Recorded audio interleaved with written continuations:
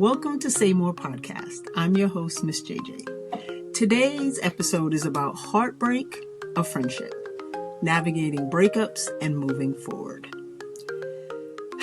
Today, Say More is stepping out, not only with an audio version of this episode, but its first visual episode. But I'm not doing it alone. I have asked two amazing friends to join me and share their experiences on this topic. First, the very first guest. She has known me my entire life, decades. If we've ever had a conversation, I usually say, I was talking to my best friend Heather, and the conversation goes on. So everyone, meet Heather. Yay! My second guest is a dear friend, and is like a little sister to me. And my little sister's gonna be like, wait, hold on, what? But she is like a little sister to me. And she is also a fellow podcaster. Everyone meet Tiana. Hey, T. T's podcast is titled, We All Might Need a Little Therapy, which you can find on Apple, Spotify, and all of your favorite podcast platforms. Ladies, thank you so much for joining us here on Say More. Thank you for How y'all doing? I'm so excited. I'm so excited. And I just can't hide it. Yes. So a lot of new things. Having guests, having two guests, ladies saying more on the Say More podcast, and the first visual. So thank you for being the first of many things for me. And like I said in our intro, we're talking about the heartbreak of friendship.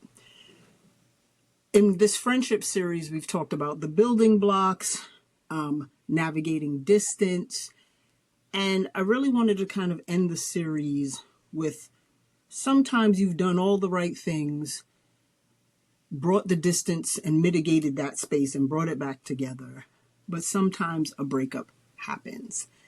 And I don't know that people think about breakups outside of the romantic realm. And it could be just as devastating with a friendship breakup as it can be with a romantic breakup. So kind of wanted to set the tone around what comes with losing a close friend or a friendship, right? And I think I'll kick it off with, I've definitely had to, in preparation for this, I had to think about the breakups I've had. Some, initiated by myself, some initiated by the other party, some, again, like in my last episode, distance, and it just didn't come back. And when I think about one or two specifically, I have to be honest, I wasn't so torn up about it. I know people are like, aren't you supposed to talk about the heartache? I'm like, well, I didn't necessarily have heartache, but I don't know what the other party had. And I think as we get into the conversation a little bit more, I could talk about an almost breakup and kind of really touch on distance and how both parties kind of work to bring it back to center. So T, I'll start with you. And you and I have had discussions about not only just the cultivating and fostering friendship, but then those breakups where it's like, what the hell happened? What the heliante? Like, what happened? So first, again, thank you again for joining. And like, let's tap into this. Like, what has your experience been with friendship breakup? Yes. Well, first of all, JJ, thank you so much for having me. Happy to be here with you and Heather to talk about this topic because I think it's something we don't talk about enough. Like you said, we talk about the romantic side, but the friendships are where we building something here. We building a fence. And Yeah. Can nobody go over this? For sure. So sadly, I've had more friendship breakups than actual lasting friendships, in my opinion. And I think during my childhood was when friendships were introduced to me as something that was an easy thing that wouldn't Mhm. come with a lot of hardship. But as I grew older, I started experiencing a lot of hardship. And I was confused about that because nobody ever told me, like, this is a real relationship. It may not be as intimate as something you share with your partner who's an intimate partner, but it's still an intimate type of friendship that will go through Absolutely. ups and downs. Yeah. And I don't think I was prepared for that. Hmm. So a lot of times, things are happening. I'm like, this is not supposed to happen in a friendship. And what's going on here? What's going on? What's going on? And I think I've been more heartbroken by my friendship breakups than actual relationships because, to be completely honest, I'm a runner from men, but I'm not really a runner from my girls. Like, my girls Mm. mean everything to me. And I'm not saying the men don't, but it's just like that's an emotional type of connection that I don't share with the other party. Hmm. And they know, most likely, they know way more about me than Mm. what someone else would know. So, the friendship breakups that I've experienced, I realize now, as someone who's been in therapy, have been directly connected to some childhood core wounds that I have not completely unpacked and Yeah. processed. Yep. One being my mother wound, another being my abandonment wound. Those are core wounds that affect your relationships going forward. And Yeah. so I've been able to write down through all of my breakups how those breakups connect back to my core wounds as a child. Mm. So I think now, going through those friendship breakups, I'm being a lot nicer to myself because I'm like, oh, this wasn't a blame thing. It was more of a, you have something deeper going on that you Yeah. probably have not addressed. And same with the other person. So I found a lot more grace for both parties now, but I've definitely been through my fair share. And I'm sure there'll probably be more. I mean, it's a part of life. Yeah. But now I think I have the tools to actually understand what's going on instead of blaming one person or the other type of Yeah. thing. I think one, thank you for sharing that because I think as I talked about in our very first episode with regard to friendships, it's like when you're a kid, you don't have the vocabulary or the language to say the things that we can now say or we should be able to say as we mature. But you know when you feel safe with a person. As a kid, you're like, they're my friend. Like, I like going over there. That's my friend. And then you also will be like, I don't like them. I don't like that. I'm not going over there. And so as you mature, to your point of not maybe having some wounds that you have not yet unpacked, processed, etc., and then as you navigate through adolescence and early adulthood, it's like I think I know what safe is, but You, when I get safe, then something happened. I'm like, wait a minute, what the heliante? This ain't safe. You know what I mean? And that's, yeah. and that's so like you said, as a young woman going through therapy, getting tools to provide yourself some more grace, provide the other party with grace, because who in the heck knows what they got going on? You And never we know. all walking with Louis Vuittons into these relationships, especially as we mature. Yeah. It's like you meet people and you like, you got a lot going on. You know what I mean? You look at it, they're like, oh, and it's Yeah. like, you like kind of we're all taught to good morning, how you doing? And it's like that right there, bro. It Mhm. it can unpack. You say, wait, like that was just a little rhetorical. Like you wasn't like why you, and so you're like, wait, why we so Honest. Yeah. affording that grace for not only the other person but yourself, and again learning how to be in friendship Who? because all of us, many of us, are walking around with this idealistic, this is what it's supposed to look like. Yeah. And For Heather and I've had these conversations like as a married woman, like, well, this is what marriage is supposed to look like. Girl, you ain't never been married. How you know? sure. Don't ask me. I don't know. Don't, hey, you know what I mean? People are like, well, JJ, what about, I don't know. I don't live in that. That's not my ministry. So I love that you are, through getting the tools in your toolkit, understanding that some of this is tied to some trauma, not projecting and putting that on the plate of the other person to heal you.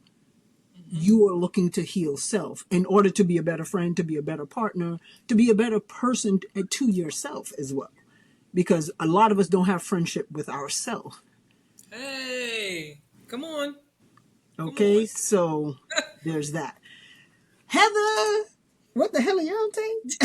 So like, and as we transition, because T is a little younger than us, right? And like we've navigated decades of friendship, but decades of friendship with friends we have in common, friends in our own community. We come back and be like, girl, listen what happened. So talk about your experiences with those friendships, thinking you were safe, or not even thinking you were safe, that it was just the breakup and it was how it impacted you, how it made you view friendships moving forward. Um, I don't think I haven't had many friendship breakups. Um, and what She I perfect, y'all. She perfect. Period. She um, like, um, I don't know if I would call it a breakup. I mhm, um, I don't know what to call it. Um, Someone who I've known longer than you. I know. Um, we were tied at the hip from third grade on, Oh my gosh. and something just shifted for her. I think I'm still unclear as to what the shift was, but it was very noticeable. Um, it also came at a time of great loss for her, so I kind of like That grace we talked about. had grace, um, but there was no real communication, and Mm, I was reaching out like, "Hey, are we good? Are you good? Um, did I do something?" I asked all the questions, trying to figure out where the distance and the shift was coming from. Did I do something? Did I not do something? Was there something expected of me that I sure. didn't know about or didn't? Right. And I got the responses of no, you didn't. No, you're good. And I said, okay. But the quiet was loud. Um, but I respected it. And I would just do the check in. Yeah. Hey, you good? Send a joke, send a laugh. Hey, how are the children? Um, and I actually continue to do that. Now, it is not the same. Mm, It is, the conversations are far and few between. Sometimes the response takes a little longer than usual to come in, all of the things. However, at the point where I was like, what's happening here? mm, yeah. There was a hurt, there was a sadness, and not knowing as a fixer how to fix things. It was like, well, what do I do now? What other question can I ask? What can I? Mm, And having to accept nothing. There's nothing you can do other than to be here. right. Um, and at a moment of loss for me, this person tapped all the way in and showed up. So I said, okay, as long as we're still tapping in and showing up, I guess at the most important moments, Sure. and there's still something, um, but it is definitely not the same energy. And so, even though it wasn't a full breakup, it's Yeah. still like, okay, the rules are different now. Yeah. The game has Yeah. changed a little bit, um, but I respect it, Yeah. whatever it is. And I'm here, and I've let that be known. Right. I'm Right. here, um, without judgment. And I think Yeah. that that affording grace, it takes a while, and Sure. it definitely comes after you've gotten angry and judgmental and said all the bad words and Facts. you know all of the feelings that you do feel. Um, and I think it's important, like Tiana said, to go through the feelings and acknowledge them. and feel the feelings. Feel Yeah, the feelings and I think acknowledge that's a great point with regard to navigating through it and being honest about the different levels of processing. It's almost it's grief because it's like, this is my friend. Yeah.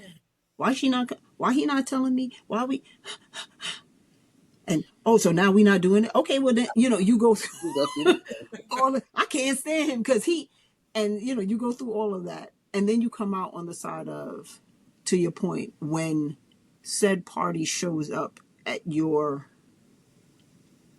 most trying hour, as though none of that time has passed, none of those things have happened, and we just tapped in.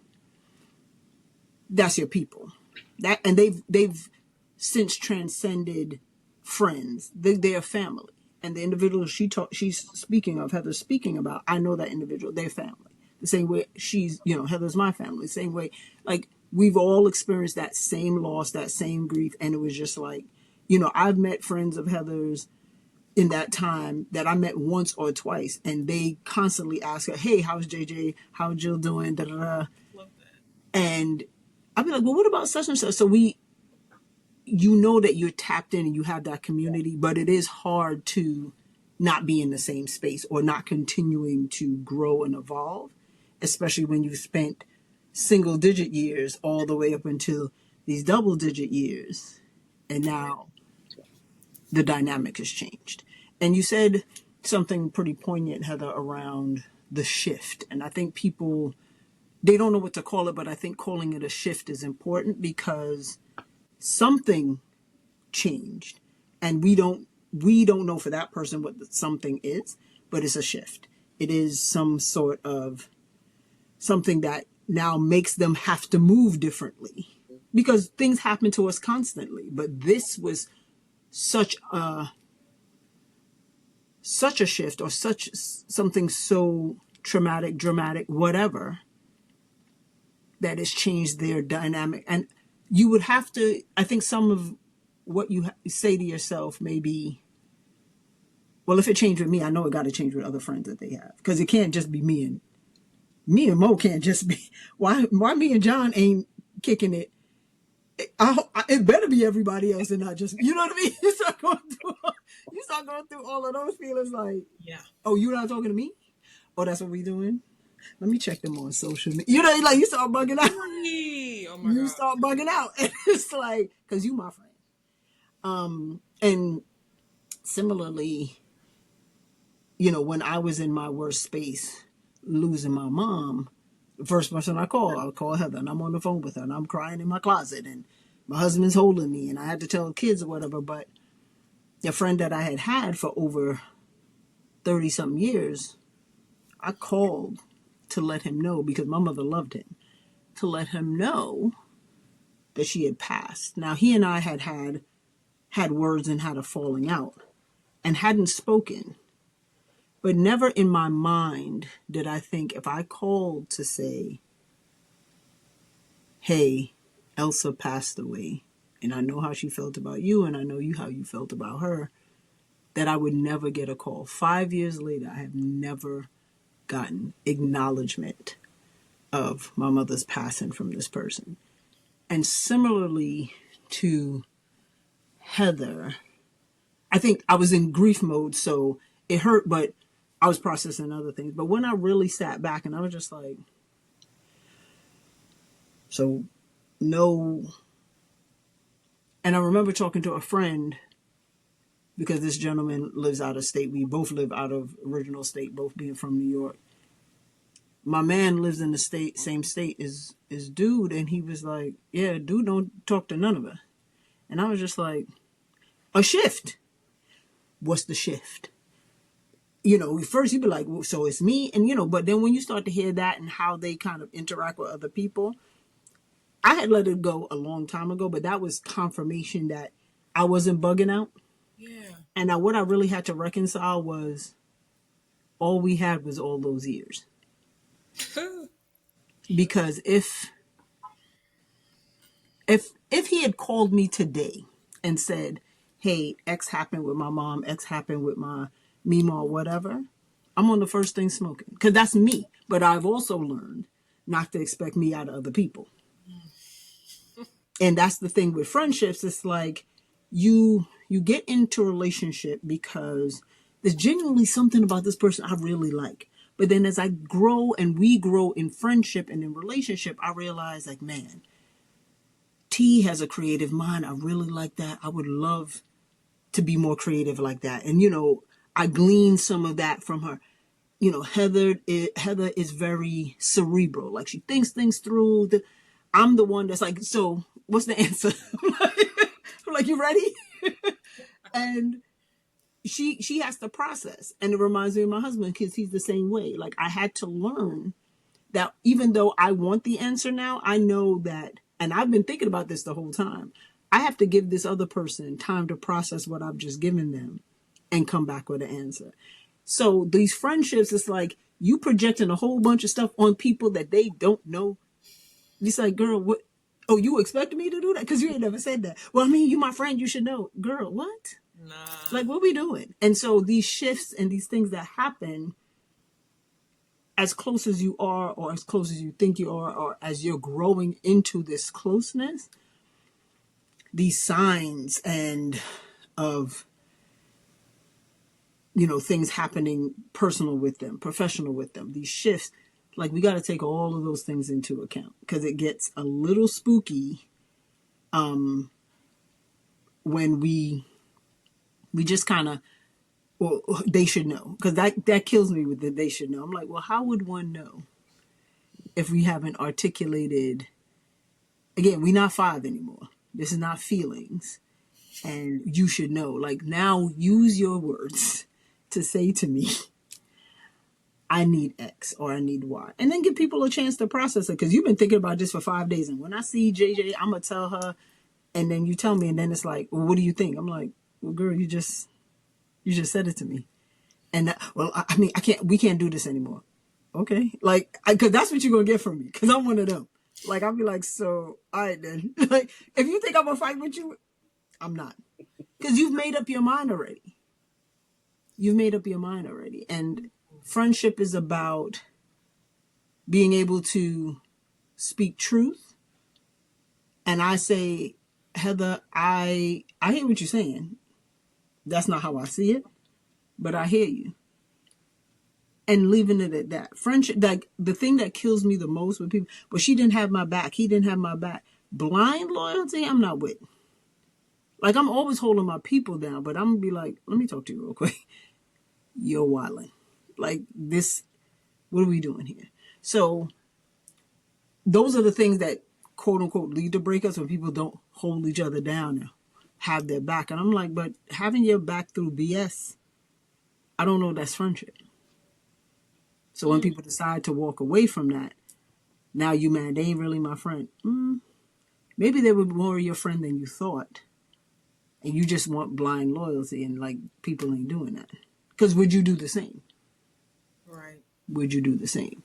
So, so like I said, I think the shift is important, but I wanted to talk also about, have you either of you experienced some red flags where it was like, I should have probably left that situation?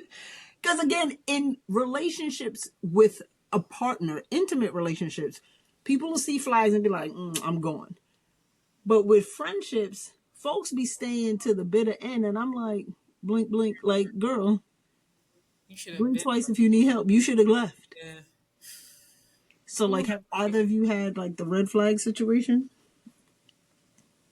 I've had some. What's darker than red? Like, I'm screaming. Not get out ox of blood. here. You got the ox There. blood. Like, Ooh, get out.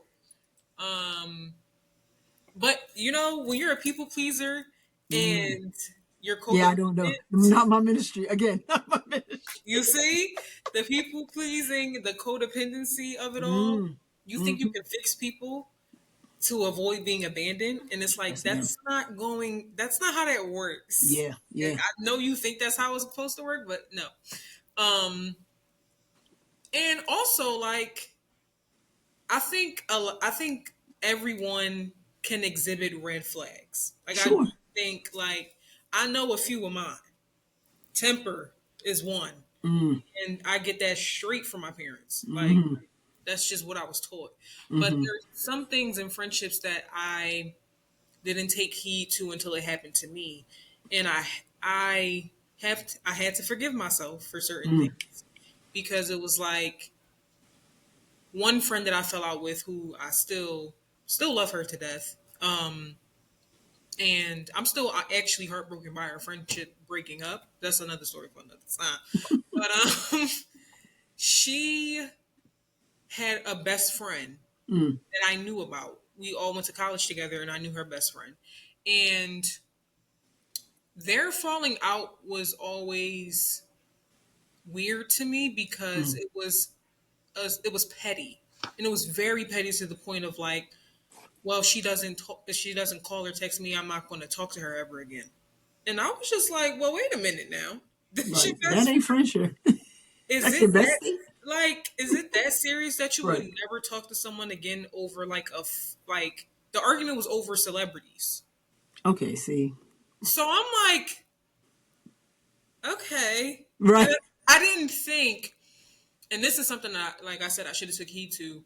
I didn't think that's something she would do to me. I thought I was different. Mm. You're never different. Like, Mm. That part. and things that happen with people sometimes have nothing, most times have nothing to do with you. This is just Correct. who they are as a person. This is their Correct. character. And so you shouldn't think that you're different and that this can't happen to you, Yeah. whether that's a friendship or a relationship. And so when she told me that their friendship broke up and she would never speak to her again if she didn't call her, if the friend didn't call her, I was just Right. like, what? Yeah. Like, Right. I'm calling you. Like, Yeah. Because I just on GP, I'm going like, what's going hello. All right. on? Goodbye. And there was another friend I had and I fell out with that threatened to put her hands on me. Oh. Yeah. And I didn't, that was a red flag, obviously. But Clearly. at the time, I was like, she ain't gonna touch me. I was just like, We had to square up, she's not squabble up first. serious, you know? But no, if somebody's threatening you in that way, in Yeah. any type of, now that I understand abuse and like Mm. that type of thing, that's never love. And Oh. even if it's coming from a friend, that's a red flag. If Now, somebody's what precipitated that, if I may ask? Like, how did it get? Not the lean back, friend. that's a Because, whole okay, if you can button it up in 2 minutes to yes, kind of just say, yes, I long can. story less long, like, because for somebody to verbalize, I'm fitting to put hands on you, I'm already swinging. Like, what you mean? Like, I'm So, knuckled up, so we not doing yes. that. Let me make it short. So we were in college at the time, and Okay. there was a lot going on with George Floyd, and there Mm. were things happening at our school, like racism, Okay. racist acts happening in real time. Um, and there was a protest going on. Mm. I participated in one, but I chose not to participate in another one because they were going to a jail and all that, trying to get. Mm. I'm not. I'm You're like, trying I'm to not keep. built. I'm trying to stay in school. I'm trying to get my degree. Right. I wasn't there at that point. I got you. Wasn't Yeah. there. So she felt some type of way about that, and she threatened to put hands on me. Hmm. Because I wasn't down with. It was her basically her plan, and I Got you. told her like I don't feel comfortable doing that. Like Yeah. I'm not going to do it. And Right. so she threatened to put her hands on me. Um, and we fell out for a few, but we Hmm. ended up reconnecting. But that Mm. should have been the last straw for me. If Yeah. somebody's For threatening sure. you, you have no reason to stay here. They don't Yeah. care about your safety, and they don't Yeah. care about you if they're threatening you. So Yeah. That's fair. that was some red flags of mine. Yeah. I mean, yeah, because we Mm, definitely been squabbling.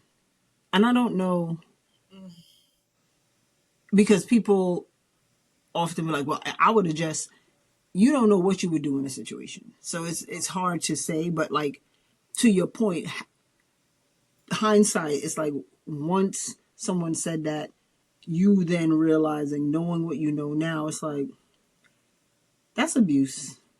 That's not love. That's not friendship. no. And even if you super mad, for you to jump out the window and be like, yo, I'm about to knock you out, like, because I don't want to go to jail. I'm just not. And I think all of it is like, to your point, so much was happening in that time. In this, diversity walk, people are on all different levels and different spaces in that walk. Yeah. So for you to now, again, project all of this onto me talking about, well, you should be going, and if you don't, we're going to fight. I mean, okay. But like, I'm not doing it. Yeah. So that's a lot. That's a lot. So Heather, have I ever threatened to put hands on you? She's like, time one, time two, times Never. three. No. Ooh, that's nuts. Yeah. Yeah. I don't know what would bring friends to that point Yeah. in that Yeah. place. Yeah. Yeah, there's some. I mean, but you were college age. We really don't know. But at the end of the day, like it's all about communication, right? If I Absolutely. do something that Yeah. makes you that mad, then I'm gonna expect.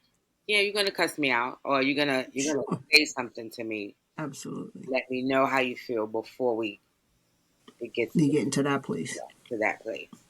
Yeah. I think just in general, I think about my daughter actually, my youngest, who's in her first year of college right now, going through the paces and the stages of losing friends who she thought she would never lose, and then the idea of people just assuming or thinking, you're going to do this because we are friends, even though, my daughter articulated to a friend, hey, you know what? Your celebration, this is your time. You've invited somebody to your celebration that I choose not to be around. So listen, have your fun, do your thing. We will link up after the fact and we will celebrate you Mm. at another time. And there seemed to be a verbal agreement and understanding, like, okay, only for her to come to me crying like 2 to 3 days later saying, she's not getting a response back from her friends. She's not, it's kind of like the cold shoulder. It's like, well, you didn't come to my party. And it's like, you're right, because I told you I told you I wouldn't come in. I wasn't coming and I told you why I wasn't coming. But my reason wasn't supposed to stop your celebration, and it didn't. Sure. Right. So, and they are no longer friends because the friend decided you should have just showed up anyway. Why? Protect your peace, friend. Always about protecting your And I peace. wanted you to have, my girl was like, I wanted you to have a good time. This was your Yeah. party. This was what you wanted. This is what you crafted. It's yours. Have And it. it's not about me. Yeah. And I will see you another day and we will Yeah. celebrate on our own. And she had my daughter had a very hard time navigating the why. And I was like, you're not going to, it doesn't make You're any sense never gonna know to the you, way. right? Oof. Um, but you held your ground. And so the idea and the conversation of people knowing what you expect from them, people knowing your boundaries and respecting them Mm-hmm. is a thing. And that's probably more the reason why most friendships end or break up Mm-hmm. than anything else. Boundaries and knowing what the expectations are. Yeah. It's a real thing because, as you navigate when a friendship no longer becomes healthy, it 9 times out of 10 is those boundaries have been mashed on, Yeah. right? And not just once, because anything can happen once. But when there's a consistent, and something you said, T, around, well, they wouldn't do that to me. You know what I mean? Like you watch in real time them going in on somebody doing whatever. You be like, damn. But you never see yourself in that spot, No. and you're like, oh, you gonna do this to me My too. turn now. Now, word, my turn. Next Oof. up, and it's like those are those cues and flags to show you what isn't healthy, the boundaries, the disregarding of just your perspective in those things, right? And I think a lot of times people believe friendship is agreement, and in certain topics, like I don't know how many conversations, millions of conversations that Heather and I have had, and I tell people all the time, probably 97% of the time we agree, but the 3% of the time that we don't, it's not a knockdown drag out. It's just like, all right, friend, that's how you feel. Like, I don't believe that shit, but you go ahead, Have Yeah, at thank it. do you, and vice versa. It's like, all right, girl, I mean, that's okay. You know what I mean? Like, and so, but that's friendship, giving people the room to have, even to do the thing that you like. Don't do that, yeah, and they do it, but still be there in support of, and don't be petty. Like, I told you, didn't I tell you? That's right. yeah. Because I'd That's be like, You I can told say it you. not right away, but you can Well, say at least give it a few. You know what I'm saying? Because at this point, it's with Heather and I, it's just a look like, I don't tell you. Didn't I tell you? And so those things, when it is no longer healthy for you to be in these relationships, and again, all of the ships, it's like these are things, friendship, familial relationships, romantic relationships, your relationship with self. it. Like, you just got to be aware of these things and acknowledge them. And then again, to your point, T, around being in therapy, having had therapy, acquiring tools in this toolkit yes. that you can kind of pull out and be like, oh, I've seen this a little bit before. Let Huh? me go, let me go get this out of here because Yeah. y'all coming with the foolishness, and I'm not here for none of it. And I think that's important. I think we both, I think all three of us have touched on a little bit about the grief and the hurt of all of the emotions that happen, and when there is a misstep with a friend, when there is distance, and maybe eventually a breakup. And I think it's important to note that you said it earlier, T, in romantic relationships with a partner, it is viewed as intimate. I think, breaking news, people, I think my relationship with Heather is super intimate, because I think there are things that Heather knows about me that nobody knows about me, and vice versa. Right? And it was like, also, newsflash, babe, if you listen to this and watch it, I love you. People, I've heard people say, and I don't know why they say it, I don't judge it, but I know, like, I love my husband down. He is not my best friend. I think there are like pockets and places for things, right? Yes. When I have something great that happens to me, he is the first person that I want to call, and he's the first person I call. But then it's like him, it's my sister, it's Heather. Like, there's like four people. My girlfriend Lisa, hi Lee.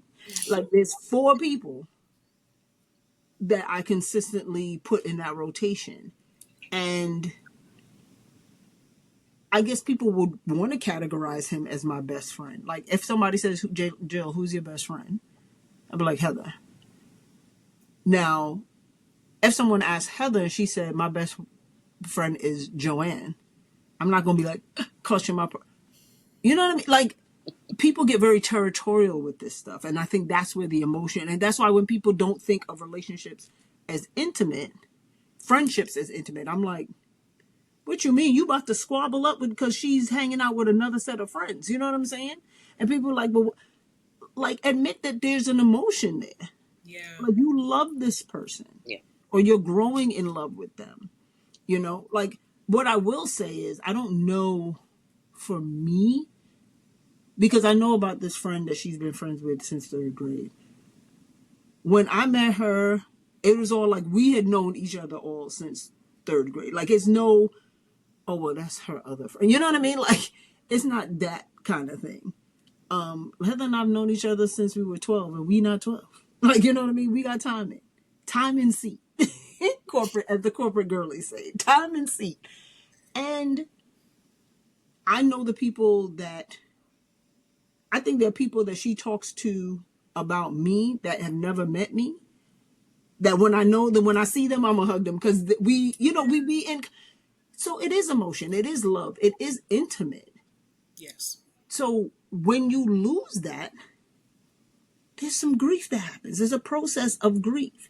So like you say, if you go from being mad to being mother sucker to do all the things, and then you kind of then accept this is where we are. That is the process of grief, right? And so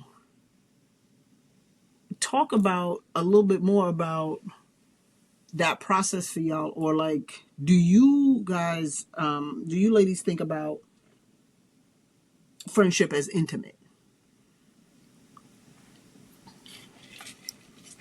Yes, I was gonna She's jump like, in and okay. Like, say let me go. that. Let me go. She's Let like, I do. Even when, like you said, you're not thinking about it in that way, Mm-hmm. but when the things in your life happen, whatever that may be, good things, exciting things, things you want to celebrate, or the traumatic things, and you call somebody and they can't even understand what you're saying because you're Babbling. bawling, and Mm-hmm. that's a space that, one, not too many people are going to hold for you, right? That part. Um, Mm. or when something has happened or you've done something and you're like, I don't know how people are going to, what they're going to think about this, or there might be some, whatever that is, Yeah. guilt or whatever it is. You messed up. You did a thing. Yeah. Who do you talk to about? That's a very, like you said, that has to be a very safe space that once I pour this information into this person, it goes nowhere. It's in the vault, right? It's Yep. in the vault. Um, and I can evolve and be something totally different a year from now. Sure. And that person still is holding and will continue to hold that, won't bring it up unless I bring it up. Um, not going to use it against me, is not going to. Yep.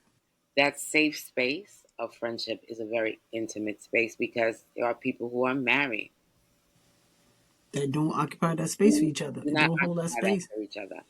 Um, so, yes, there's a very intimate thing to it. Again, I think it's language, right? When we use the term intimacy, we automatically think the Physical. romantic or the physical. Mm-hmm. We don't put that in a place of, even with your, if you have children, Mm-hmm. some of us have a relationship with our children, especially our older children, Correct. where we are the ones holding space for them. Mm-hmm. Capacity of friendship. Correct. We're their parents, but we're still, because that relationship is evolving, um, we hold that for them. Yeah, that's a really good point because we both have older children, mature. Her daughter's going to be 25 this year. 25.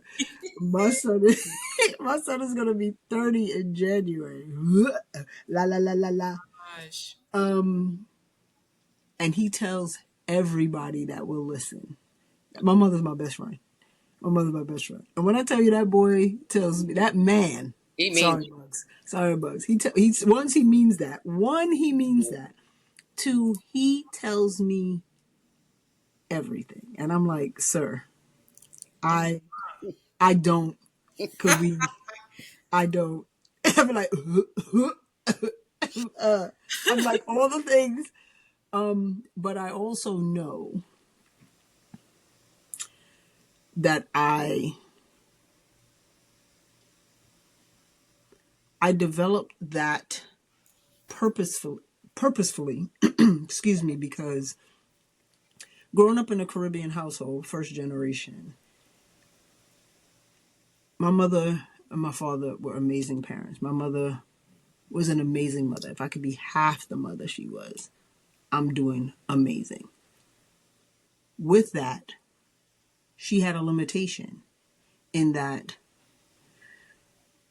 Mommy did my mother's love language was acts of service. My love language is acts of service. If I love you, I do things for you. But what my mother did not do well was listen, didn't actively listen. If I said something to the money, she jumped out the window. Because you doing that? I'm like, wait, hold on, time out. I'm just painting a picture. I think that is you. Like, it's not me, yo. What's happening? So it wasn't until I had children and almost till I got married that my mother then started to see me as an adult and not Jillian, like her little Jillian. And I wanted to create, to Heather's point, I love that she made this point, that there are not a lot of people that create that space and hold that space for you to kind of come in and be vulnerable, and they don't have on a white wig and gavel and judge you, right? And so I purposefully said to myself, there are many things about being Caribbean and traditional that I bring to my space. That one thing I knew I couldn't bring because I didn't want my kids to feel, and at the time it was only Bugsy, I didn't want him to feel like he couldn't come to me and tell me anything. But what I did give the disclaimer was, I'm a cuss, I'm a yell, I'm going to do all the things. But all you need to do is tell me the truth, and I'm going to hold you down. So to Heather's point around the friendship now, as he's always going to be my child. He's my firstborn. He taught me how to love a child. He taught me how to be a mother. I will always hold that space for him. But it was intentional. But there's a pocket that's held for friendship. Yeah. Like there's a 15%, like 85% of the time, I'm his mother, and he will call me and send me some crazy meme and we'll laugh and joke. But then there's a space where I need to be, and Heather said it, like I'm a fixer. I feel like I'm Olivia Pope without the wardrobe. Because them coats and bags she had, I was living for those things.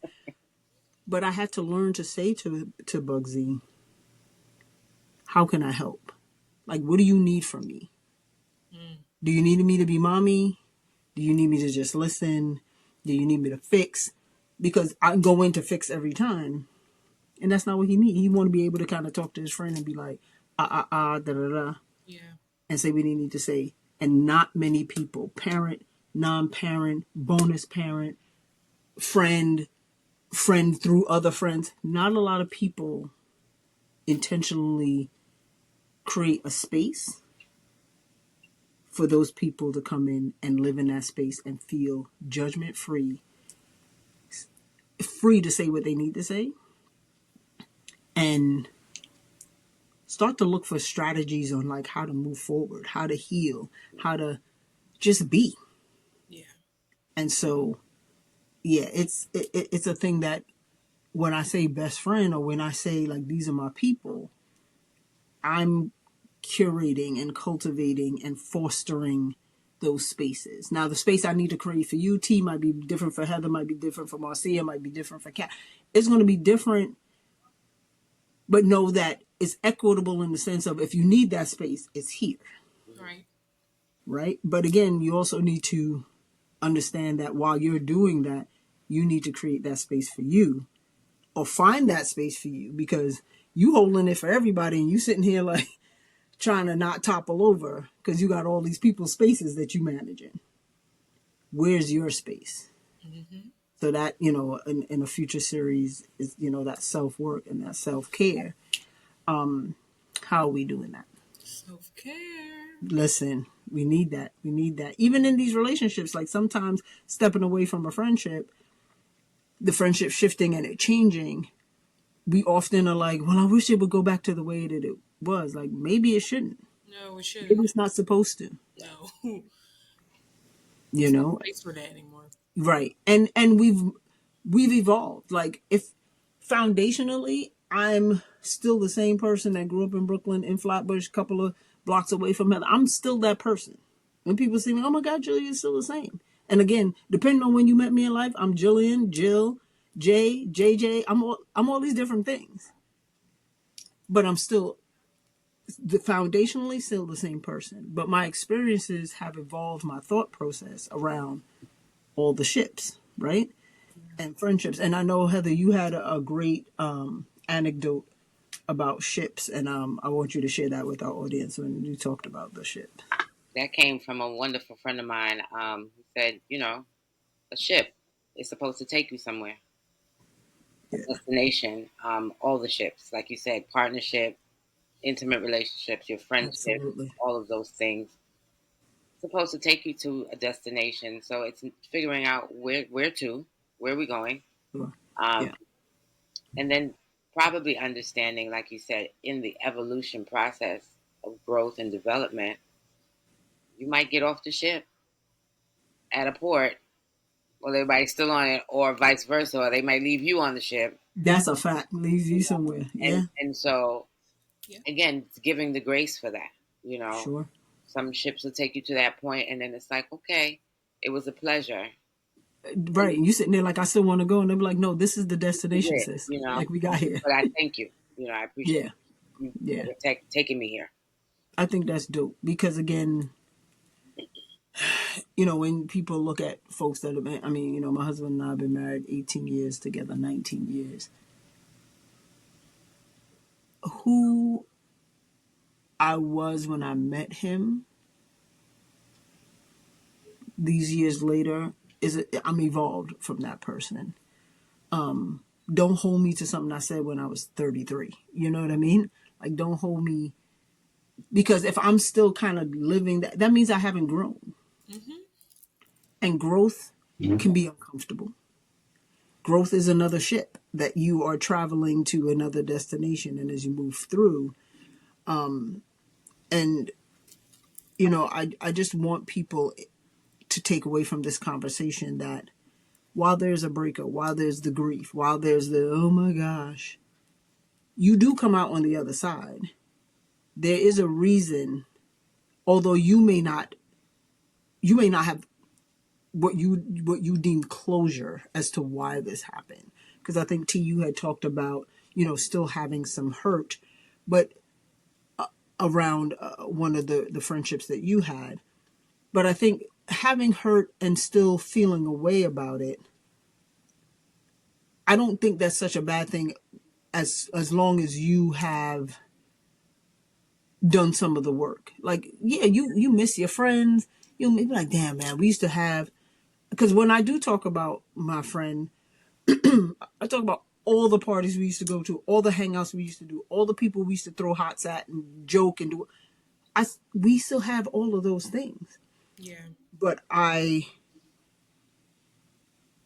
grieved the fact that when I wanted your support the most, I didn't have it.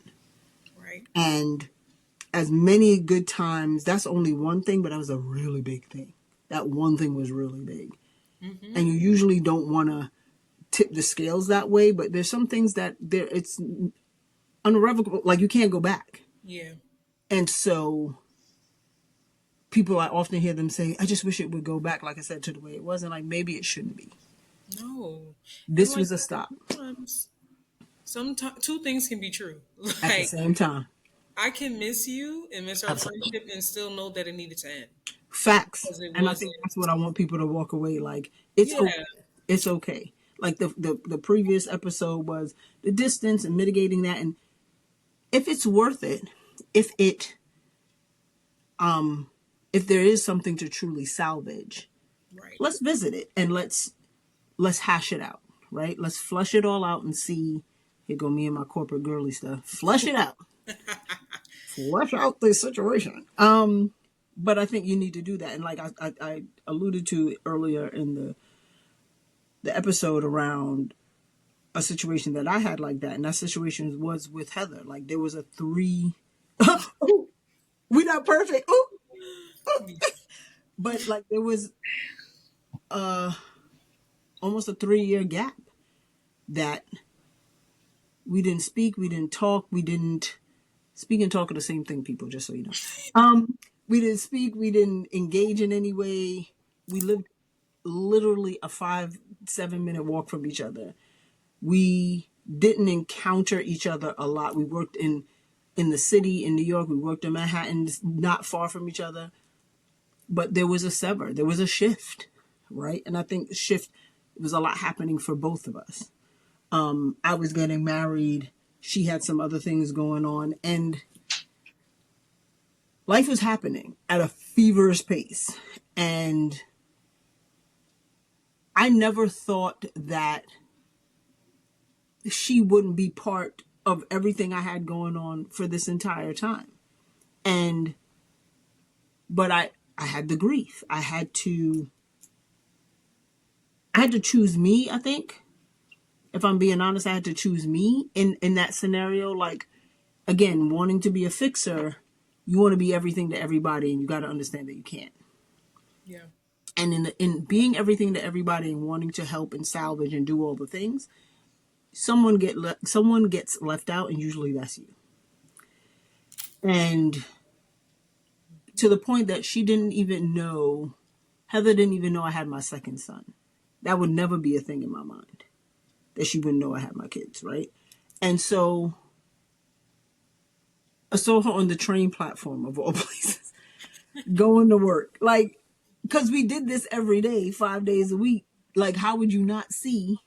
Right. And she was like, Jill. And I looked, I was like, hey. And like, we were like, hi. You know, so it's like that, hey, girl. Like, hey, girl, hey. And we on the train, like, so, okay. And she was like, is your number the same? And I was like, yeah. And she's like, yeah, her house number, her mobile. Like, people had house phones, y'all. Get it out. Landlines, friends. Not just to plug in for your Wi-Fi situation. Not for your router, but like actual landlines. And so was mine. So I was like, yeah, we'll touch base. And it was that old adage about like riding a bike. It was just getting back on the bike and being intentional. And I think we both, things that are understood don't need to be said, right? Like, we both knew and felt, okay, if it's going to be, it's going to happen now. And if it don't happen, then it wasn't meant to happen. And we just got like rode the bike and did the work. And we never really had a full discussion on, and I'll say why for me, because it hurt too much to have the conversation, because I was just like, if we tap into this, I've already lost this time. Will I now lose her forever? That was my feeling. And so we, like I said, just got back on the bike. She was at the house, we doing things, we going places, we doing all the girls are getting big, the boys are getting, I'm having Austin. Our birthdays are 2 days apart. She's older than me, y'all. Um, and so she's like, Lord. So for our 40th birthday, I'm pregnant with my youngest son. So I'm celebrating her at her birthday in my stomach, and I'm dancing. And we at the restaurant, and I'm like, come on. And 2 days later, my birthday, and then a week later, I had my son. And again, these are things that 3-year gap, like if we didn't close the space and close that gap and create space where we can be vulnerable, we would have missed all those things, right? And so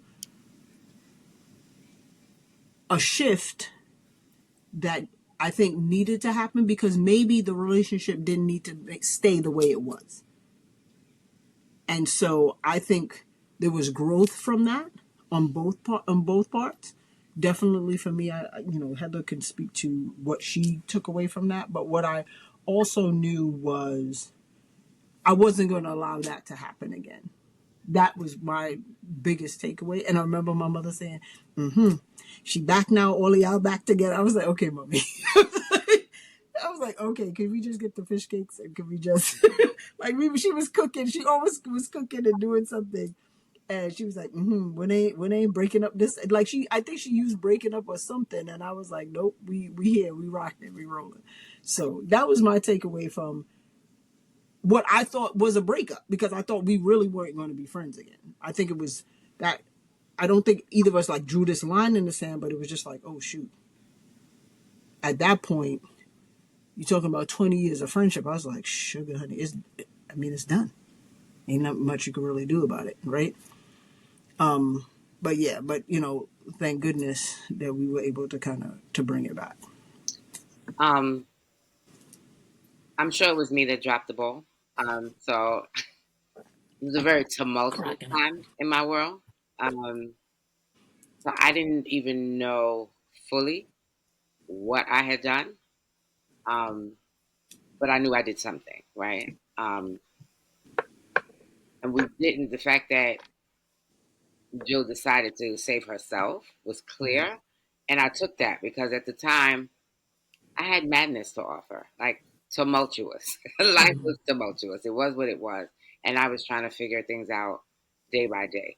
Um, but I felt the shift in it, and it was like for me, it was like you got to eat that because you got to eat it, accept it because she's not that type of person to just be on some whimsy. Today I'm talking to you, and tomorrow I'm not. That wasn't it.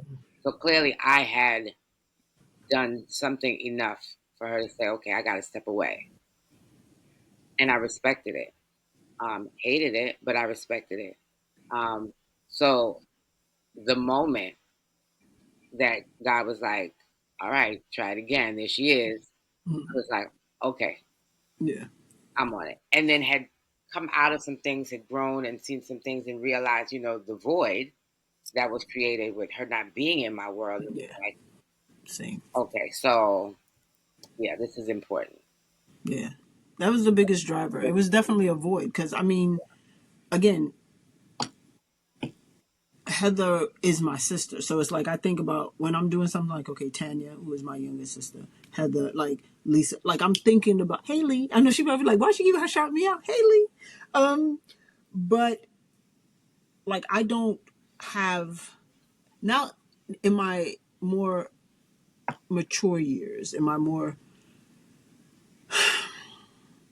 as I've evolved, I've never been the girly girl, having a lot of girlfriends and tons of girlfriends. People are like, I got all these friends. I don't call everybody friend. It is not something that I would even say my generation did. Like you had a few cats that was like your peoples, and everybody else is like, yeah, I know that dude. Yeah, yeah, he cool or whatever. I rock with him or whatever, whatever. But like friend, and so as I've matured, like I had a core. Like I said, my sister Heather, Lisa, like those are my people. And so I don't ever think of them as, well, my friend. Like I will say to somebody, well, this is my friend, but like these are my sisters. Now I've I've built capacity to have more people in my space, but I found that young women have gravitated to me. I'm not sure why, because I'm not the nicest person. But again, I think people, my sister often says, she's like, Jill, like people either really love you or they hate you, but Yeah. they hate the fact that everybody loves you. Like, you know what I mean? And I had to really receive that Hmm. because Tanya, she was like, I've watched people like Jillian, Jillian, Jillian. And I'm like, you're just Jillian. Like, I was like, thanks, Tanya. Hi, Tanya. So, but I had to receive that too because it's just like it is not something I'm doing purposely, for example, but your chosen family, friends are very important for me. Yeah. And I share what the expectations are and blah blah blah. So when we do fall out, when we do break up, it's like unlike your family where it's like, well, I didn't know. Maybe they didn't know. Like with my friends, you know. Right. You know what I mean? Like you like Kiki Palmer, like you know. And so the whole question person like, but I couldn't. All right. All right. Like, you know. And again, I'm not one that I've said it 13 years ago and you're supposed to remember it. Like, we reiterate it in different conversations. We talk about other communities that we bring into our space when we speak. And it's like, but girl, you didn't say nothing. How are they supposed to know? Holding people accountable. And part of this podcast is about accountability.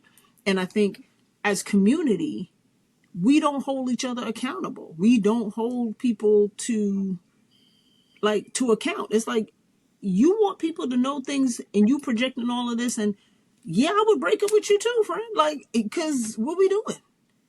And And people don't hold themselves accountable. that part, that Like, whole part. so you gotta be real to yourself. You gotta be introspective, and it's Yes, hard to do, that which part. is why I'm an advocate for therapy because they Hmm. get a buck. Okay, they getting paid to be real with you. So Correct. I sorry to cut you off, but it's No, like you're totally fine. the accountability aspect of it is first of all, it's hard to hold yourself to account because there's an image of yourself you want to project that For is sure. this perfect image. I don't make mistakes type of thing, but it's like no, I feel attacked, but go ahead. you me, hey, I'm I'm perfect. like, what you? I was like, But it's this image that you want to be seen as the greatest person ever, but it's like you can have some flaws too. You can have because we all some do. missteps. Yes, Like ma'am. you will make mistakes, and this is a chance for you to learn these things. But people don't even want to take the time to Yes. learn themselves to be able to hold themselves accountable for something. And Yeah. so, if you're not doing that for yourself, you're not going to be able to do that. For You know, anybody else or in any of your relationships. Yeah. no. Yeah. So it's a hard thing to do, but it's necessary. And it's like with the friendships, I didn't get to touch the grief thing, but I wanted to touch it really quick because Sure. that's been a really hard part for me. Hmm. Um, because I've never really had to deal with grief up front until my grandfather passed Mm-hmm. last September, and Yeah. I was really met with grief. And Hmm. I didn't know what it felt like or what it looked like. I didn't know. And so once I was hit with that grief of death, Hmm. it made me reevaluate grief in my friendships, in my relationships, because I was just like, oh, there's grief that I've been holding that I didn't even know was grief. Right. Um, but it's shown up in my body physically, and it's it's a real thing that if you don't attack it, it will Attack you. keep reinforcing Yeah. itself. Man, you said a word there, friend. You said a word. Until you want to address it, it's Yeah. going to keep showing up. So I think for friendships, Heather, you spoke to this a little bit, but it's like you have to feel. You have to allow yourself to feel things. You are not a robot. No. I know AI is popular, I'm but like, we real you're though. We not. not AI. Yeah. I know. You're We're not real. AI. Like we Yes. have to feel. We have to Yes. feel. And those feelings don't last forever, but they will get you to another point. Right. And it's just it hurts to go through, but it's like at the same time I'm grateful for the hurt that I did feel because Hmm. it led me to understand that I needed to go through this to learn Yeah. how to cope, how Yeah. to build different mechanisms to help me in the next situation because there will be a next situation. So I don't know. I think the grief is hard and Sure. there's no time limit on it. That's Right. the And hardest thing. how you navigate it will be different than how I navigate it. Yes. Yeah. And I think you made, and I love that you said that because it tying in how we show up and how we perceive how we show up is very important, right? And yes, I think we all are again curating this life on social media Mm-hmm. and all of these things, but people start it bleeds into your real life, and you want to kind of have this perception, and it's like my perception, I want to be honest. I want, people talk brutally honest. I'm like, you don't have to be brutal. Like, Yeah. honesty shouldn't be brutal. Shouldn't be a fisticuffs and pugilists and all of that. Like, you can be honest with someone because words have power and words mean things. We grew up sticks and stones. Sticks and stones hurt. So do words. Yeah. And there are words that people will say to you now that you will carry for the next 30 years because you've never unpacked it. It weighs on you. Like you said, the way it shows up in your body, the way it manifests itself. People don't reconcile those things. They don't hold it to account. And so talking about the therapy, and I want to talk about some like coping mechanisms and like how and coping strategies on how to move forward. Like I am like this is super helpful for me.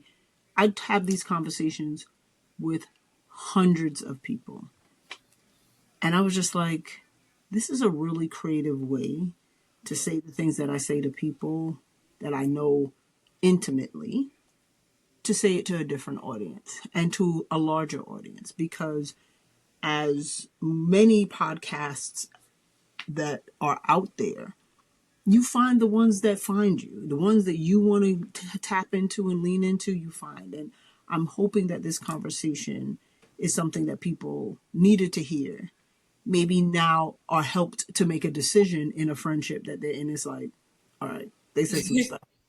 I might need to go and have a talk with Sharon because this, they just enlighten me. And sometimes it literally is something as simple as that. Like someone will give you a scenario, you'd be like, Mm-hmm. oh shoot. And you start to correlate it to your own stuff. But this is a strategy for me. This is this creative outlet. Like I'm not necessarily a journal person, but I do write a lot of my thoughts down, Yeah. because then I'm able to kind of not be interrupted, and then I can look back, and if I have to say to Tiana XYZ, this is what I really mean, because you can go off on a tangent and then can't come back to center, and it's like, so what are we talking about? I'm like, how, like that helps. And again, with the accountability and the self-reflection, those kind of things help. Do you ladies have anything that you do? Like Heather, is there something besides talking to me, is there anything One, that that you do? And I know you are, we both are very spiritual. Like we have prayers that we say and things that we really lean on. But are there some strategies that you want to share with our audience? I think just really hanging on to, that accountability piece. A couple of things. Every relationship, it is my belief anyway. Every relationship is really here to show us ourselves. They are reflective, right? And so things happen. There's a disagreement. There's a whatever. Because our eyes look outward, we're always looking outward at the things, and we find it difficult to look inward, look at ourselves, and be like, that persona that we have, that we think we are. When we put that down and we really assess, like, okay, what just happened between Jill and I? Mm-hmm. How did we get there? Yeah. What did I say? How did I say it? Yeah. Um, when you're doing that kind of thing and you're like really trying to figure out what was my how what was my participation in this? Because you can only fix you, right? Sure. You can only Mm-hmm. control you. So it's like you get to that space, things start to get quiet. 'Cause Yeah. you're not doing the whole. I mean, yeah, your brain might be like, I can't believe she said that. What did I bring to the table? Right. Um, and then how can I fix that? Is that an Yeah. apology? Is that a do I have to step away for a moment? Do we need to think about whatever that is? We need to get self-reflective so we can be accountable and be Yeah. like, yeah, I probably shouldn't have said it that way, or yeah, I could have No, made that's more of exactly an how it's effort supposed to to be show said. up, right? Yeah. Things like that, Yeah. because then it's not so much about the other person. Yep. That's fair. That's fair. What about you, T? Yes, I have a few. She's like, get ready. Uh, I love what Heather said though, the accountability piece, and just going off of that, go to therapy. Mhm. Go to therapy if you can. Therapy is not made for people who are have something wrong with them. Yeah. Therapy is your way to learn more about yourself so you can be a better person for not only you, but for the people in your life. Sure. Learning who you are and what makes you tick, what your triggers are, what your childhood trauma has done and shown up as in your relationships, what your attachment style is. These are things that therapy can help with. And it's a great way to understand what type of person you are projecting. So, therapy is one thing. I'm always advocating for therapy. I just got a new therapist. She's been getting me into journaling, which I never was a fan of, but I have become its number one fan at this point. Okay. Okay. So journaling is another thing. And something that has helped me was having a therapist who tailored journal prompts to me, things that I needed to answer for myself. Okay. So if that's something that would be helpful, looking up different journal prompts that would maybe be like, okay, what's an emotional space look like for you? Have you ever felt safe? Things like that. What friendships have you felt safe in? What friendships have you not felt safe in? Okay. Why? Asking yourself questions like that to bring yourself back to what can be going on in your subconscious mind that you can't really see. Yeah. The biggest one for me right now is being selfish. I recommend everyone do a little bit of that and pour into themselves because, again, the way you love yourself is how other people will love you. It just is what it is. That's something I've learned in life. What I give off is what people will know how to do for me. Yeah. And to be honest, in those friendships that I lost, I didn't love myself enough, which is Mm. why they did not last. Hmm. So I urge people to pour into themselves, figure out things that you like to do for you without the opinions of others, without the judgment, without all these people in your life. What do you like for yourself? And you will also find people in those situations and in those areas that like the same thing. And y'all can become friends. That So that I part. really, I really think pouring into yourself is the best thing you can do. And the people who are supposed to be in your life will come. I love that. I love that. Yeah. I mean, again, the self care is important. How we, you know, I tell my sons three things: be intentional, be impactful, be great. Everything you do, be intentional with it. Yes. It's the way you speak, the way you show up in a room.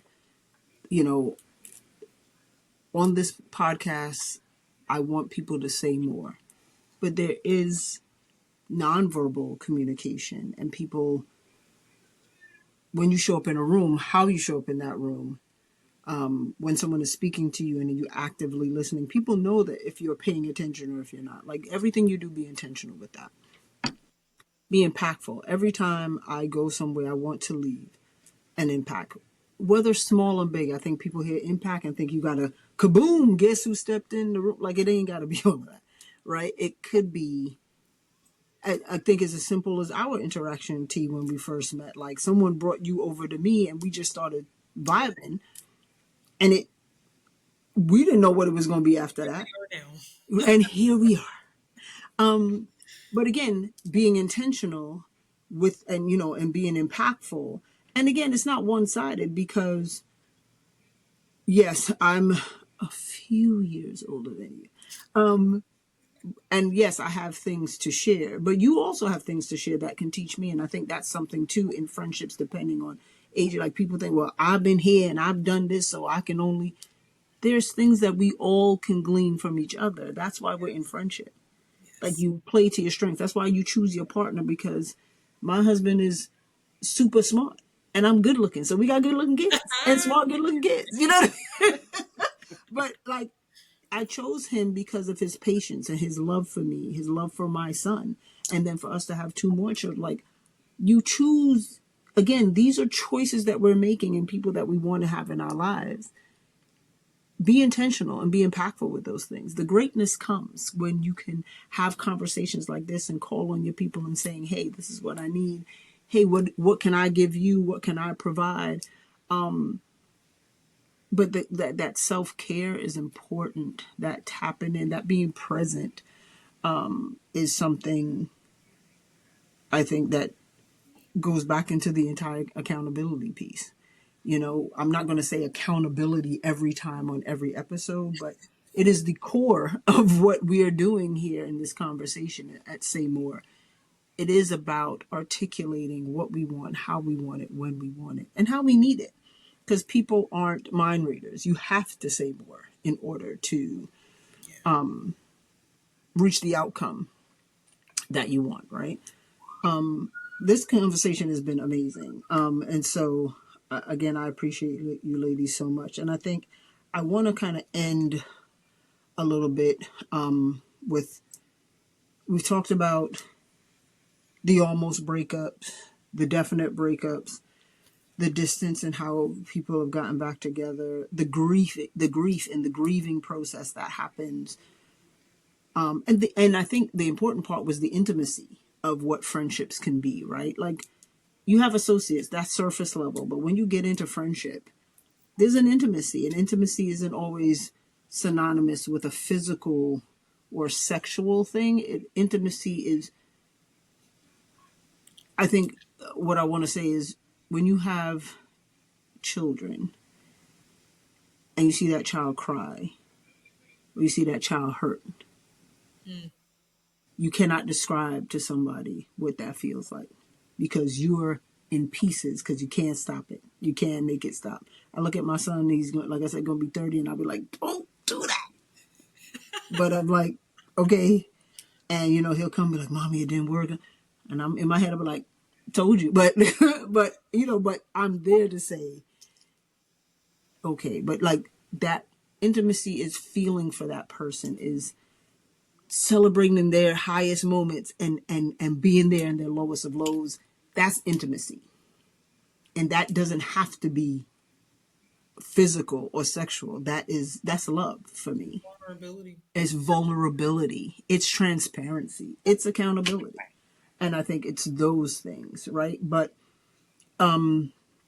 so growth after a breakup, and I think positive notes. Like we've, highlighted, I think, how community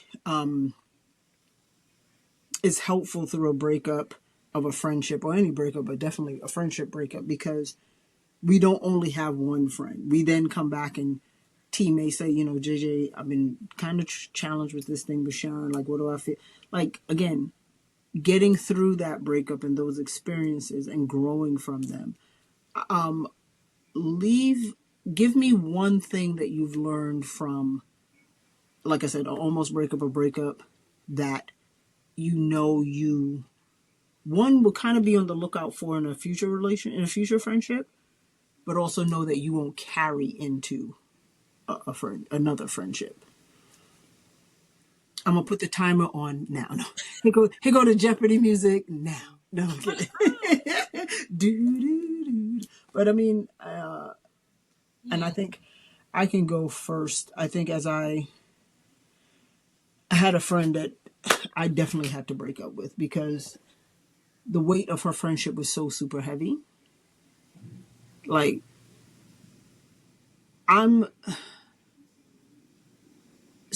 if I was a housewife, if I was a real housewife, and we had a show, Real Housewives of this place, my tagline would be, I'm not antisocial, I just hate people. Now, people that meet be like, JJ, that's not true. I'm like, Kiki Palmer, like, it's true.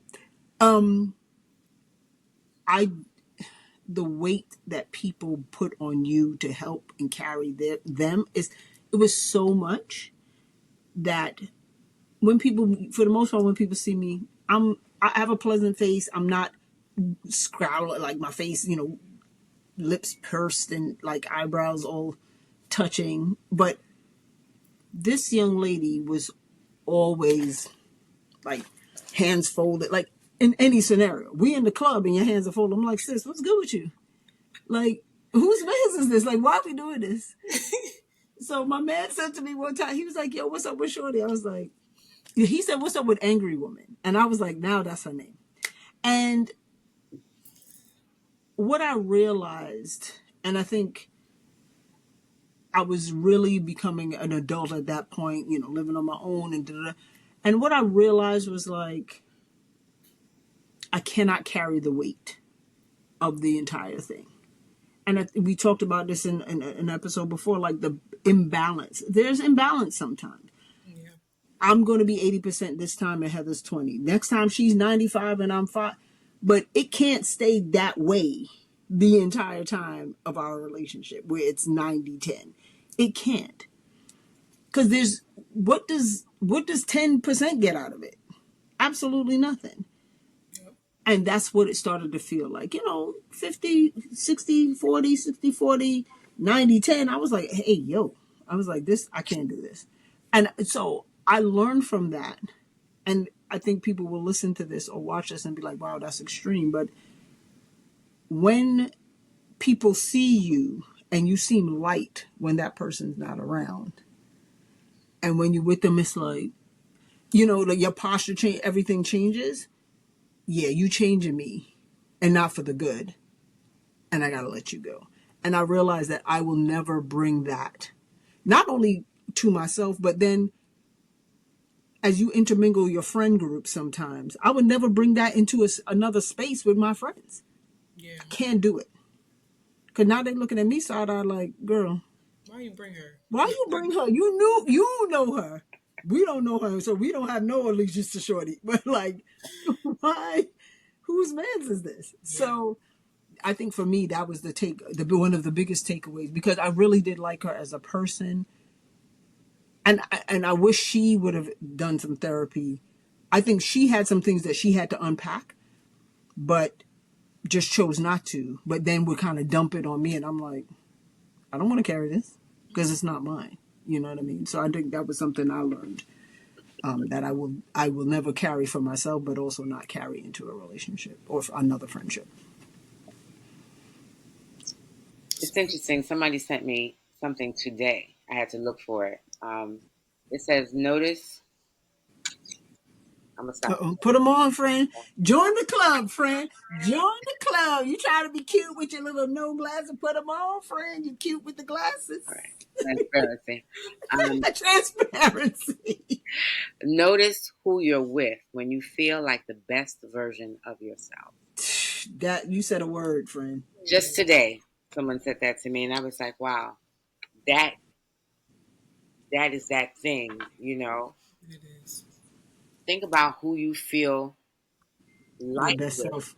Who are Mm-hmm. you when you're Mm-hmm. this person makes you feel like, "Oh, okay, I can go do that now. Oh, I Do anything. can handle this now." Or Yes. those are the people you want to give the label of friendship. Yes, ma'am. Like, that's my friend. That's my friend. They make me feel, and you're gonna go through your paces, but for the most part, you know that when Tiana calls, you want to answer the phone. Yes. You're not looking at the phone like, Yo, because I'm telling you, the corporate girly, when that little ping come in, you be like, I gotta talk. You be like, Ooh, yeah, every hi. day. Yo, you know what I mean? But that's a fair point. Like the phone rings, you mashing decline. Like, right, girl, I call you back. Yeah, that. Mm-hmm. Wow. That's timely. right. It, Yes. it was like, I was like, this is perfect. Um, take Timely. notice of who makes you feel like the best version of who you are. Um, your tribe is out there, right? Your tribe Facts. is out there. They're looking for you. You're looking for them. Yes. And so I think one of the beautiful things about Tiana is acknowledging, let me go check myself. Let me go heal myself. That Let me part. go look at myself Yes, ma'am. in preparation for meeting your tribe. Yeah. You're getting to a place and a space in your own inner world where that inner world will now reflect outward. And people like Yeah. yourself, like you said, do the things that make you feel good, and Mm-hmm. you'll run into those people that will Yeah. also be a part of that, that will make you feel good, and you can make them feel good, and then you will grow and you will find your tribe. So that's where the self healing, it really is about doing that to be better, to live better, to Yes. grow better, and to find better friends, right? Yeah. And to Yes. be a better friend. Um, Another wonderful friend of mine had said, You, What I say? Yo, the other wonderful friend, Okay, that's um, right. my fault, my fault.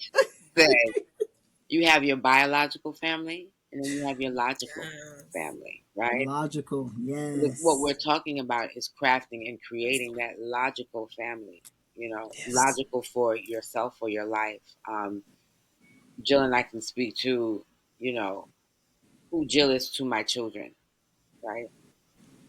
It is very intentional. The people I have crafted relationship with, my children can step back and watch and be like, okay, oh, that's what a friend does for somebody? Oh, okay.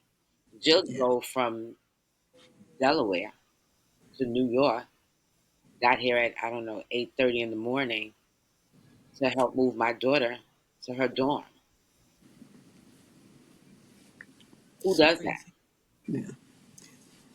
But my daughter got to see, like, oh, if you really about it, Yeah, this is what friendship's supposed to look this is like. what, this is Yeah, what you do. yeah, yeah. Jill didn't drive up for me. Right. She drove up to take my daughter to school. Yeah. And they would come down and say, "Ah!" I was like, "Okay, calm Right. down. Get your stuff in the truck." And I'm blessed. I'm blessed and I'm fortunate to have had. She was not the only person. Correct. My girlfriend dropped her children to school, came, handled us, and then went back to pick them up. And went back to go get her kids. Like we was on a mission. We were efficient, but again, Yes. having that community and that was such an amazing day because I remember when she was having this little girl. Now this little girl's off to college, right? And intentional about what she want to do. She's a hustler. She gonna make it happen. And all of us was like, okay, boom, boom, boom. We gonna pack this. We taking this, da, da, da. And it was like Autobots roll out, and we rolled out. We got up there, unloaded, unpacked. The other young woman had to go back and get her babies and do what she had to do for her kids. We stayed there. We unpacked some stuff. I made her stuff for her laundry. We did. It was a day, I love that. but it was all of those things are intentional. That leaves an impactful. That's impactful for her because yes, I'm her mother's friend and I'm Auntie Jill. She also knows that she can call and be like, Auntie, okay, so here's what's happening. Yeah. And like literally after we did that, then I drove her to Brooklyn to go get her hair done. And then I drove back to Delaware. Right. So it was just like, but I already knew what the day was. So it wasn't nothing. She gave me the heads up. I was like, all right, boom, then are we going to do this? Let's go. Yeah. If friendship can be challenging sometimes, it can be hard, but the majority of it should not be hard. Right. You know what I mean? It should not be. And so when if I can't do something, I'm gonna tell you that Mhm. early on because people will wait to the moment. I'm like, oh, so girl, it's tomorrow morning. Right. It's 6 a.m. Like, what are we doing? That's why saying more is important. Saying not only saying more for just for saying something, but being intentional in what you're saying. And we talk about what friendship should look like, what it can look like. Modeling the behavior, especially for the people that you're raising, whether you're a bonus mom or bonus dad, they are your biological, where you adopt. When you're modeling behavior for all these young people, all they are little people. They again may not have the words, but children do what they see, not what you tell them. Mm-hmm. And so when they see that you are loving, when they see that, oh, Uncle Benny coming up and doing, okay, they're going to, I guess that's what you're supposed to do. So being intentional in those things, being impactful, like I said, the greatness comes. Like, I know she's going to be all of these things. I know she's going to be everything she set her mind to, she's going to be. But let's give her a fighting chance. Let's get her where she need to go. My son is in the throes of this now. He to be a senior in high school, and it's like, don't fall off the chair, Yeah, girl. I was about to go.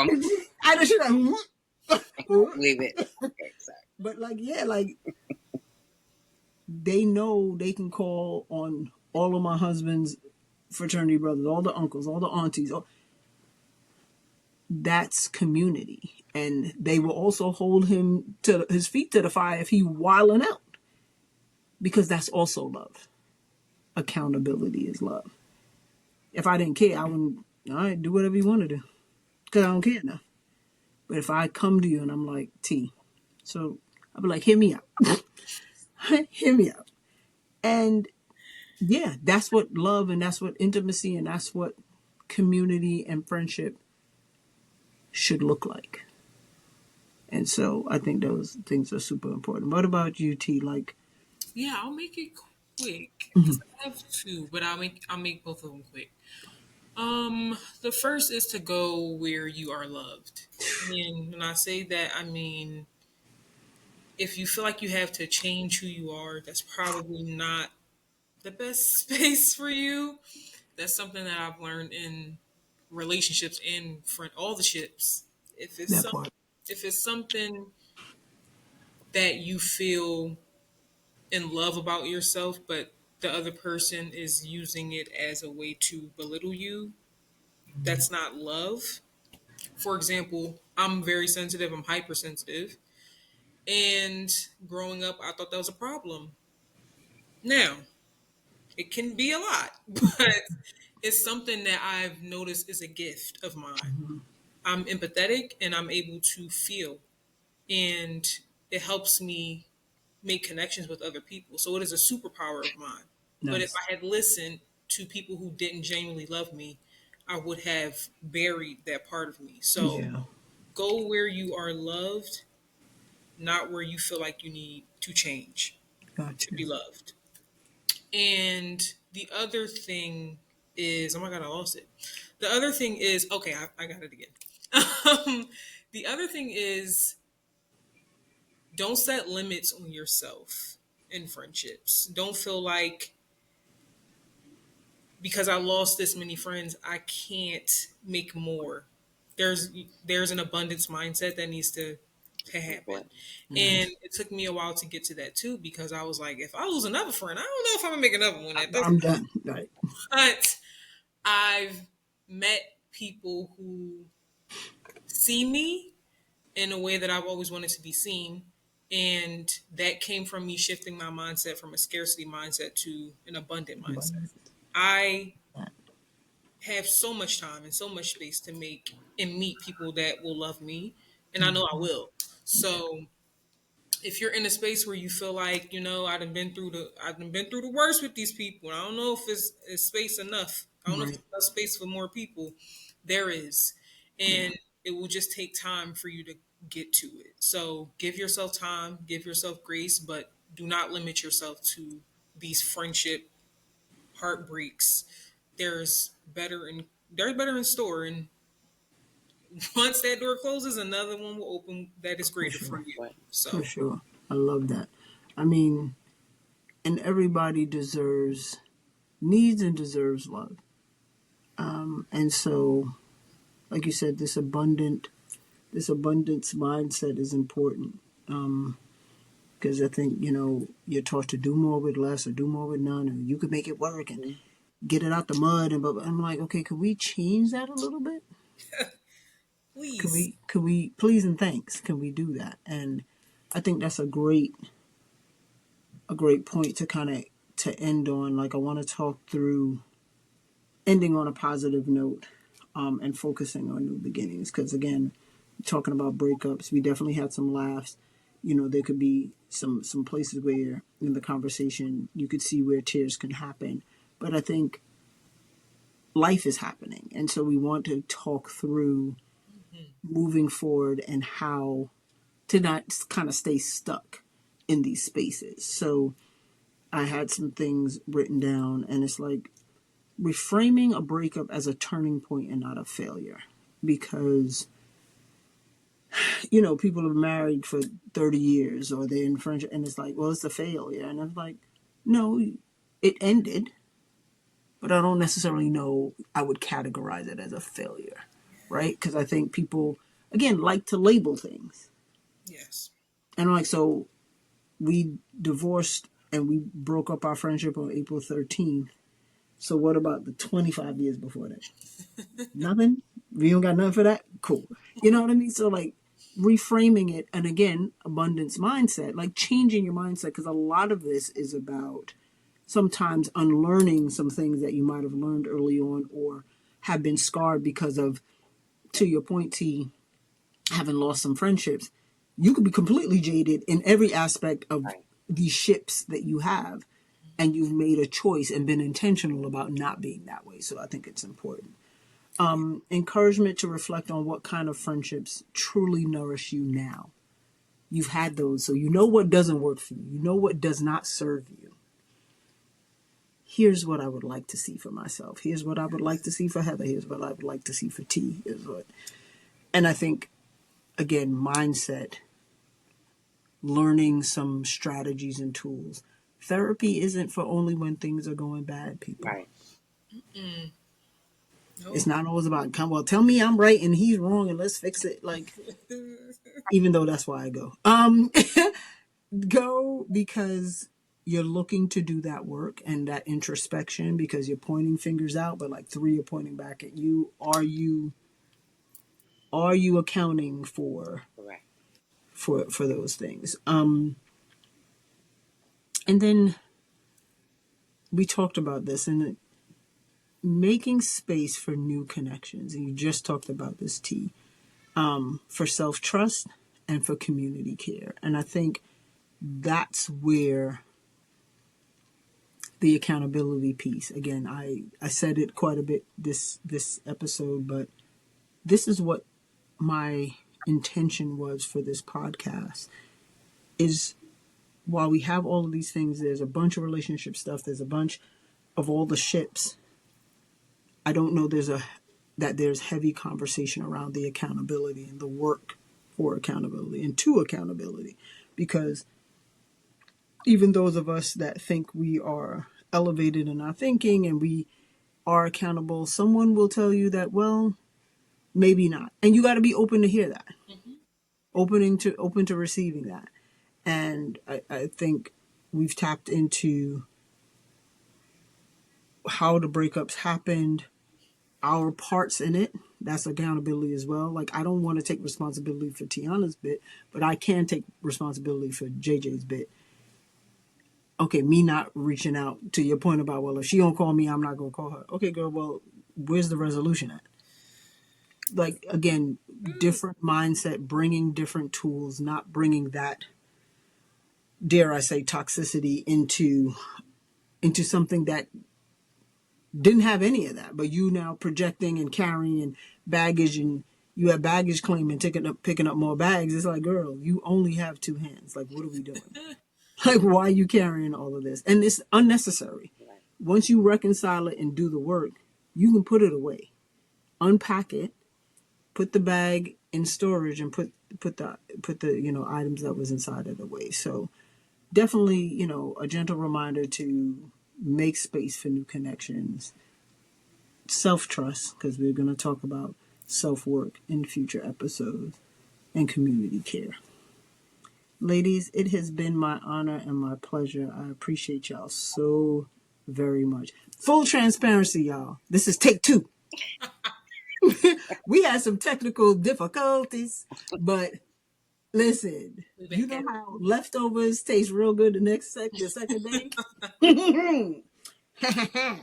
we cook it with gas now. But ladies, you showed up when I asked you to show up, and I could not ask for anything more. I appreciate y'all so very much. Any parting words, ladies, before we say more? Uh-oh. Lady down front? Yes. Thank you. I I did it since you said that this is the second take. It is, but I'm going to say what I said last time. Congratulations on the podcast. This is Thank you, something we friend. talked about, and we were like, "Girl, we should do a podcast." And girl, and who's going to listen and do the thing? And you did it. You're doing I it, and appreciate I it. am super proud. Thank Children you. are Thank like, you. Auntie Joe has a podcast. I was like, Big things happening over here. Do Thank you very This much. is happening. Again, we trying to have this abundance mindset. We trying to Indeed. make it happen. I've had, and I appreciate that so very much, sis, because we, like you said, we talked about it. Like, ain't nobody gonna listen to this because people don't listen. Ain't nobody gonna listen. But I've had listeners from across the pond in Egypt, and it's blowing my mind. And so I'm so grateful, not only to you ladies for the support, but to those of you that don't know me and have found me and have faithfully listened these weeks. I'm so committed to this. I'm committed to not only you hearing my voice, but I hearing your voice. Your voice is what you want me to talk about as we frame what we want to talk about here at Say More. Say more to me about what you would like us to speak about. What would you like to hear? Who would you like me to talk to? Or where would you like it to go? Because as much as this is about me sharing what I believe is my gift, tell me what you want to what you want to hear, what you want to talk about, because this is not only about me, it really is about you. So I appreciate those words because they mean a lot. They mean a lot. yes, everything Heather said. I'm so proud of you and visuals. Okay, Okay, come on, visuals. Come yes, on, we doing the visuals. period. But I, like I said, so thankful for you both. Thank you to the audience for watching take two. Transparency, listen, accountability. Because I was like, y'all gonna get to know that this was take two. But like I've said before, and I said all the ends of my episodes, in a world that encourages us to say less, I hope this is a space where JJ encourages you to say more. Thank you for listening and thank you for watching.